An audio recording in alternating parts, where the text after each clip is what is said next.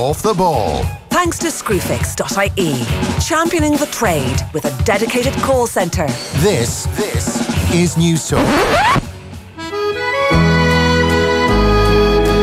Oh, Donegal, your hour has come. Your 2 hours have come, in fact. Between 7 and 9 this evening.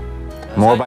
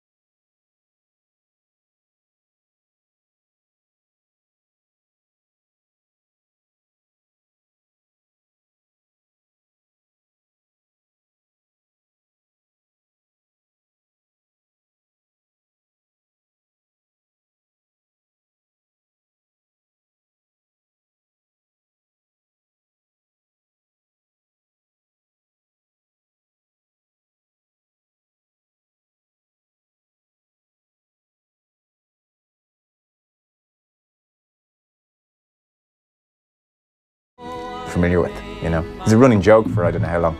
Is it? They want you inside for some reason. So, Donegal, anyway, we're celebrating all things Donegal, Dan. Can you hear me now, guys, yeah? We can. We have Eamon McGee and Kevin Cassidy on winning the Ulster title with Gweedore, which happened very recently. And, I mean, McGee and Cassidy are interesting. So they're from the same parish. And in 2011, Kevin Cassidy very famously cooperated with a book. He was cut out. He was cut. Jim McGuinness said, "You've cooperated with Declan Bogue's book, you are cut." And he was cut from the squad, and it left poor old Eamon McGee, who had driven to training session after training session with his good friend, where they had talked about winning an All-Ireland one day, in a tricky enough predicament. And, you know, he had to go with Donegal, and Kevin Cassidy had to stay put, and they won an All-Ireland without him, and pretty much ruined the friendship. But they're back in 2018, and they've won an Ulster title together, and it seems it's been a year of healing for them. A year of mending fences. So that is a nice story. Yeah, I think they've been celebrating quite heavily, haven't they, Gweedore, since they won? That would be fair. I think they appear to have left a social media footprint in terms of their celebrations. It's the first county from our favourite county, of course, Donegal, to win an Ulster title since 1975. That's a long time since the Donegal side has been Ulster champions. And their first ever. Yeah. Yeah, their first Donegal County Championship been since about 05-06. They have a new batch of players coming through. The likes of Cassidy's playing at full forward, you know, the aging 37-year-old, but they have a new batch coming through in Gweedore. Popular Gaeltacht destination, Gweedore. Was it? Yeah. From my neck of the woods, there was a bunch of us who would have headed up to Gweedore. I didn't go, but classmates all went up to Gweedore, big Gaeltacht town. I was down in Ventry. Yeah, that's nice as well. 50 yards down from Poddy's. Yeah. Literally next door. Nice. Okay, so that's on the way at 7:30. We'll talk to the two lads, and then Jason Quigley in studio between 8 and 9. You familiar much with Quigley? Well, I actually know that Chris McNulty, who's from Donegal, who's a sort of a journalist covering the Donegal area. Yeah. And he's like, I think he seems to be pretty close to the Quigley camp and seems to have like travelled to all of the fights, you know. And actually, I saw Quigley, obviously, because there's a Finn Harps connection there, because Quigley went down to Finn Harps' final game of the season when they won promotion recently. I think he was like posting crowd shots and stuff like that. So I sort of followed his career from afar. But it seems like he's sort of worked the American circuit and sort of just climbed his way up it slowly, and actually sort of maybe taking some of the unglamorous gigs, but he's sort of getting there now, He was you know? ranked #1 amateur in the world, won a silver medalist at the World Championships, gave up the chance to go to the Olympics, wasn't interested in that, turned pro. He's had 15 pro fights now, and he's had 11 knockouts, 15 wins, 11 knockouts of his 15 wins. Was based over in LA for a lot of it. I think in LA was a lot of the fights were there, weren't they? Yeah. But has come home now, has based himself in Sheffield with the Ingle gym, because he just found, it's a bit like Rocky 3 almost, you know? I need to be living in life is too nice out there. Yeah. Too much sunshine, things are too good. You switch off. Yeah. I want the grittier, tougher, I think I actually heard him rainier on this last year saying he just felt like he didn't deserve all that yet. Yeah, a little bit. So he's on the way. Fascinating character, really interesting character. Has been out for a year basically with an injury and is back now. Is 27 and he's ranked in the top 10 for certainly in WBC and I think WBA as well. And so the hope might be that there's a title shot around the corner. Yeah, what's the next step? I guess at 27, 15 fights in, a top 10, I guess is to move into contention. 2, 3, 4 fights away from a title shot, he hopes. There's a texter or a tweet in, lads, what's the story? Is there music playing in the background or is it just me? Says Sort of adjust. You think it's only confusing for someone who could tuned be in on after radio. Looking at all the tabs you have open when you're watching online as well. Yeah, or there could be on radio in that awkward zone. Like, you know, you're in parts of the country, you're somewhere between. Yeah, you're at like whatever, you could be 105.1 and you're getting the local station, you've driven into the wrong area. Yeah. That's always an annoying thing. There, that's Daniel McDonnell. Daniel in the background. Hey. Yeah, Joe. There we go. Middle-aged banter from Joe there. I had to Google Donegal's most famous people actually. Really? Yeah. Who would you say is Donegal's most famous son or daughter? So, no, it's I mean, Seamus Coleman just instantly springs to mind. Shay Gibbon, Packy Bonner. Packy Bonner. Like they do, there is sporting ones that come to mind. Packy, Shay, Seamus Coleman. Yeah. See, the Premier League is an international institution now. You would do well to beat Seamus Coleman. He's known all over the world. Yeah, but then you would think of, I mean, in fairness, it is a pretty impressive Gaelic football county, so you could pick any number of names there. Well, that's true, but that's not global. No, I know, of course. Jim McGuinness is getting global. That's true. He's big in China. Big in China. Well, it's not that big now. It's not there anymore. Anyway. Briefly in China. Briefly. Worth the point. So, yes, we have Eamon McGee and Kevin Cassidy coming up just after 7:30 or so, and then Jason Quigley. We've already recorded that Quigley chat. He was in last week. What a gent. Honestly, great fella. Really, really good fella. And he was very open and interesting on a whole host of things. So that is on the way. And then the football show, Dan, will be us talking about Premier League goodness of a midweek. So the Newsround is brought to you this evening with Screwfix.ie, champion in the trade, a choice of over 20,000 quality trade products. And Neil, we're trying to pick through team news as it comes in. Yeah, bits and pieces, and that's why I was late getting my microphone turned on, because I was just scrambling to get the Man City and Watford team news. That starts at 8 o'clock. It seemed in here there was a microphone issue 2 days out of 5, I think, when we start off. The first 10 minutes are a write-off with microphone issues, especially if Kenny Cunningham's in. So we'll forgive you. Sorry, Man City team news. Yeah, Man City team news. So, as expected, Sergio Aguero is out again. They're going to start Ederson in goals, Walker, Company, Stones and Delph at the back, Fernandinho and David Silva and Bernardo Silva in midfield, and then Leroy Sané, Riyad Mahrez and Gabriel Jesus up front for them. Watford, they're going to go with Foster, Holebas, Kabasele, Cathcart and Femina, Doucouré, Hughes, Success and Shalaba, as well as Pereira and Troy Deeney up front. What a name, Success. Well, they haven't had much success against Man City. They've lost their last 8 games against them in all competitions, and 3 of their last 4 matches at home as well, so they're on a pretty awful run after that great start they had. Increasingly, nobody has much success against Manchester City. Henry Winter, we might touch on it in the football show, did a big interview with Raheem Sterling over the weekend, went to visit him at his house. Interesting, you know, his father passed away when he was very young, and Sterling is certainly conscious of the criticism he gets, you know. Like, there have been stories about how he's got not 1, not 2, but 3 garage doors for his many cars. His many cars. My God. And then it turned out that behind 2 of the garage doors is a purpose-built gym that Raheem Sterling has built for himself to try and become the best player he can possibly be. Yeah, he went through that shameful phase of buying presents for his mother as well. That was a controversial one, wasn't it? I mean, the thing And then overcompensated by buying budget flights. The thing about Sterling, I mean, it's shocking, really. So Sterling, when he was at his QPR days, I heard Henry Winter talking about this, so I haven't actually read the full piece yet, but I presume it's in the piece. But Henry Winter was talking about it over the weekend. When Sterling was trying to make his way in the game as a 14, 15-year-old, even a bit younger at QPR, he would be at training and getting texts from his mother saying, "We don't have accommodation tonight, we'll let you know where we're staying."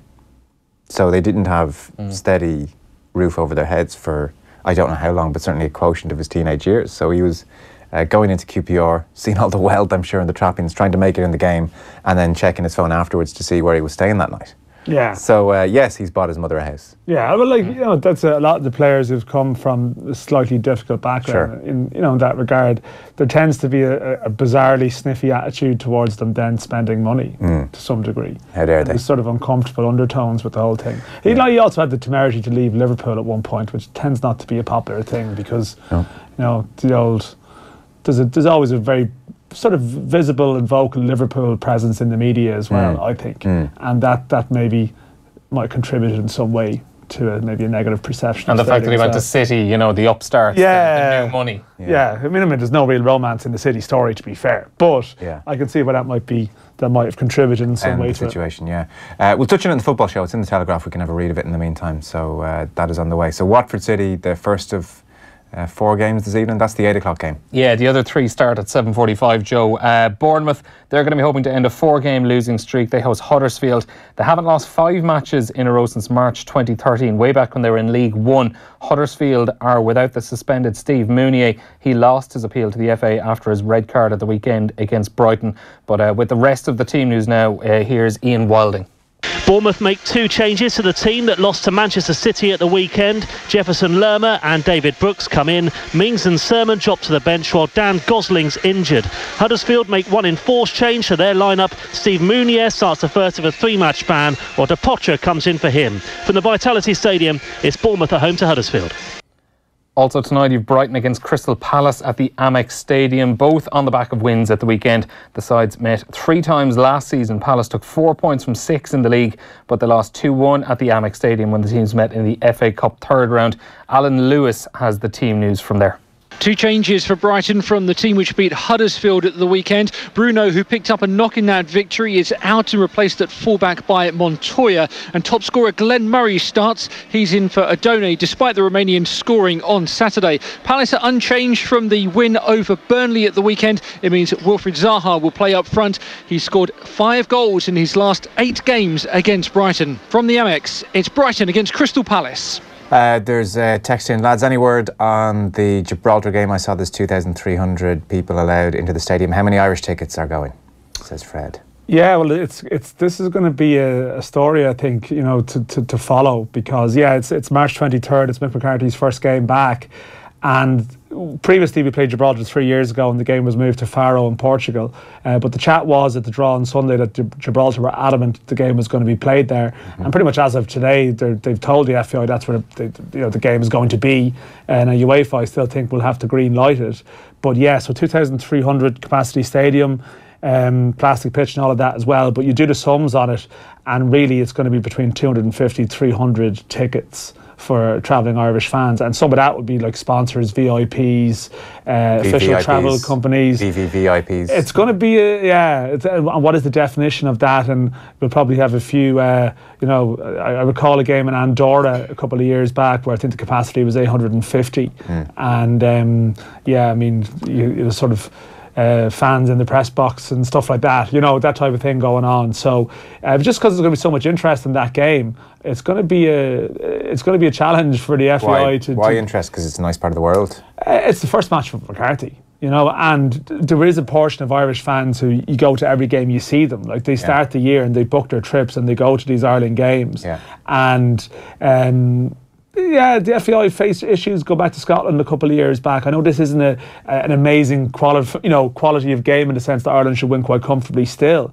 But there's going to be fans who want to be there who may not get there, and that's always an awkward discussion or awkward debate to have. And what about the counterpoint that, well, frankly, you can't do everything you want in life, and those fans will just get over it fairly quickly, and Gibraltar should be entitled to play their games at home? Oh, I agree they should play their games at home. I'm completely in support of that. Okay. I just hope, that whatever way the tickets are dispensed, that they're dispensed in the right way, and that in terms that I don't know, they do have a portal there now where fans record, how many games to and stuff. There are sections and official supporters clubs and all this stuff. Yeah. So it's just something that you have to play right and get it right. Try and get it to the hardcore, dedicated fans as opposed to the Dan McDonald's of the world who want to go to Marbella nearby for a week afterwards. Well, exactly. Yeah. Well, I mean, that'd be more the John Malloys of this world. The Daniel O'Donnells and the Dan McDonald's. That'd be more of yours kind of thing. You're like, there's some good golf courses near there, and I could take in the game and have a good meal. No. Like that'd be your those types. Yeah. Well, no, they're the types that shouldn't. I agree. Your types, basically. It's people like you shouldn't be going to that game, Joe. That'd be my view. Who are off the ball going to send?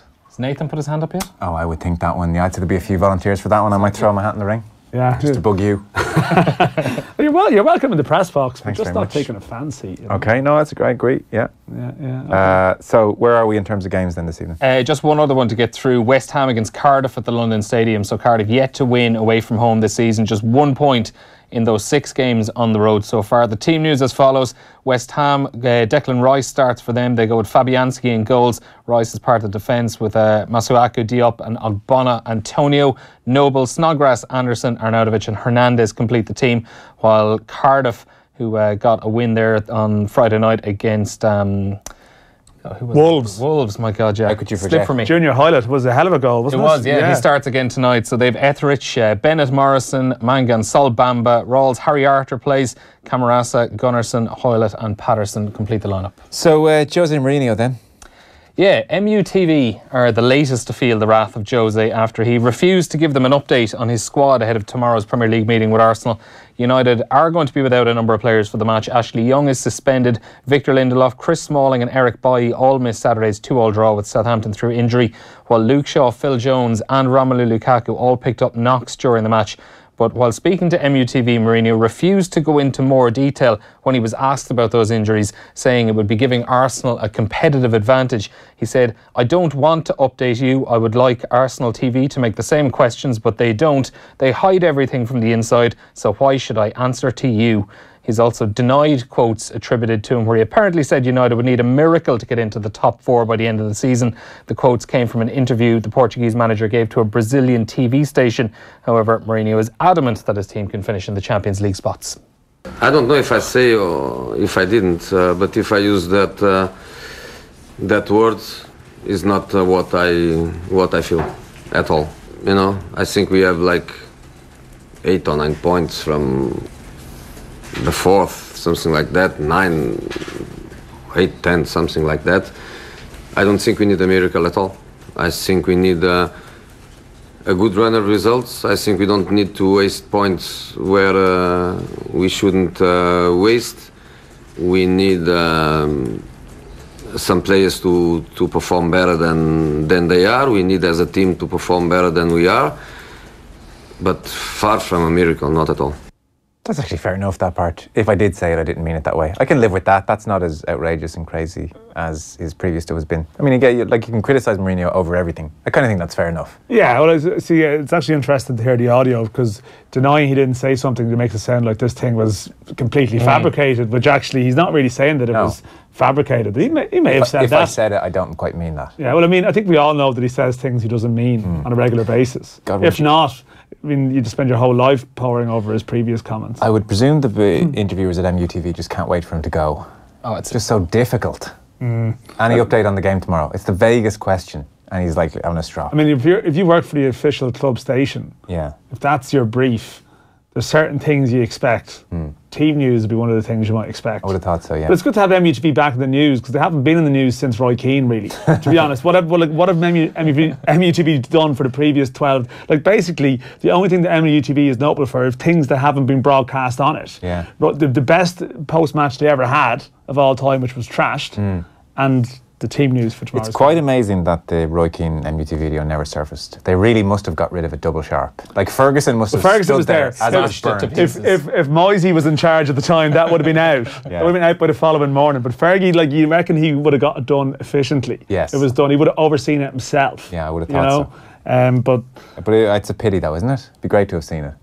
I think we got a flavour of it. No, I wonder would it be one of these things where it wouldn't live up to the billing of the leaks surrounding it. I think it would have been far tamer than we all hope. Yeah, so maybe just better to have the illusion of what it could have been. Joe. Yeah. Okay, I'll accept that. So the controversy from Twerkgate continues, I see. Yeah, last night's Ballon D'Oh ceremony has been overshadowed by claims of sexism after DJ Martin Solveig asked the inaugural winner of the Women's Award, Ada Hegerberg,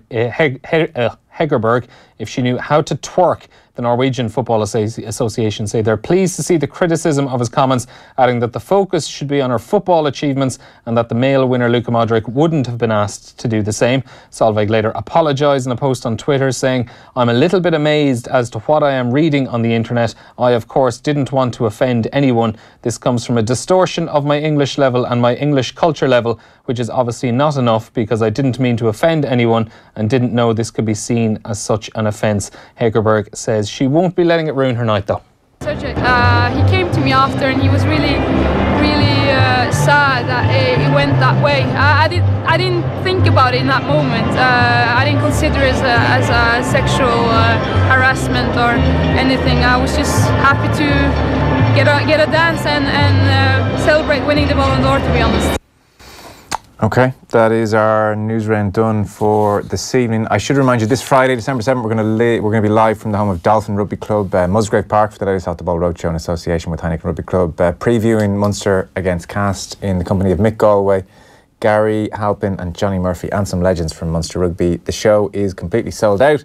We have the very last few VIP tickets to give away to be in with a chance of winning. Just identify our mystery voice who says there's a big improvement in the news round when Neil is on instead of Richie. The attention to details tonight was at all-time high for the first time this season. I think we can all agree with that. I agree with that, yeah. Apart from the microphone thing at the start. Yeah, that was actually poor. Yeah. The attention to details tonight was at all-time high for the first time this season. Talking about details though, so. Do we know who that is? No. I think that's tough.